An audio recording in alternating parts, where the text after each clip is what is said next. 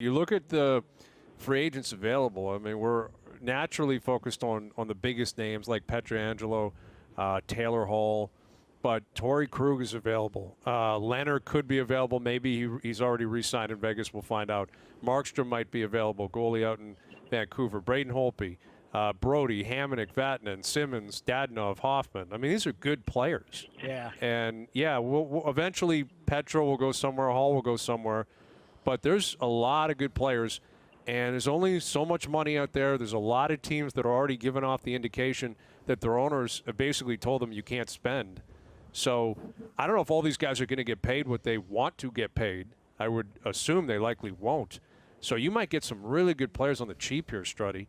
And is there anyone in particular of that name, of that list, or if there's anyone else that I missed that you think Edmonton might be targeting in a couple of weeks? Well, Edmonton is under a lot of pressure with the cap. You know, they've got some issues. They got to re-sign Ethan Bear, who's a really good young defenseman. You know, and I don't know what that is. Is that a short term? Is it long term? But for all those free agents you talked about, I mean, what a weird time. And for Taylor Hall, he's waited his whole career to come out, and now he's got the chance. And is he going to get that long deal? Is he going to get the number he thinks he does? So when I'm looking at a guy like Taylor Hall, I think for him what makes the most sense is going somewhere he knows he's going to produce, who has a chance to win, because that he's stated that repeatedly. I want a chance to win. And one team that makes sense for me is with him is Colorado. You're going to, you know, whether you play in the first or second or third line, you're going to be some talented players around you. You're going to produce points.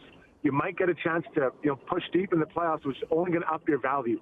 And you hope in a year's time that maybe the finances are improving. They're not going to be back to normal, but they improve. You know, for the Oilers, I think right now that the biggest thing for Ken Holland is figure out, okay, what am I going to do with my goaltending? And what are we going to do with that third line center? You know, the third line center has been an issue. And I see the Oilers, I think, quite frankly, they've had 2 fourth lines last year. You know, it was Sheahan and Gaetan Haas, or Jujak Carroll was the center. They got to find someone that can play some minutes in that third line spot and not just hold on, maybe push back.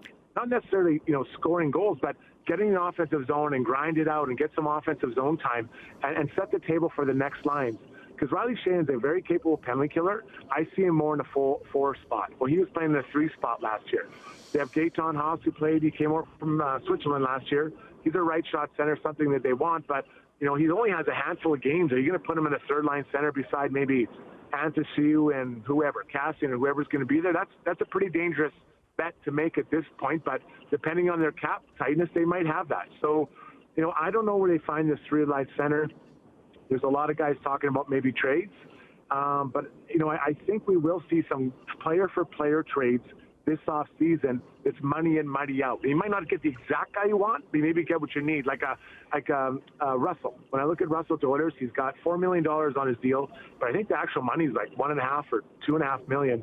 So if for a team that maybe wants to move out of center and bring in a D-man, that's a pretty cap-friendly deal as far as actual money you have to pay out to get Chris Russell, who's a serviceable defenseman.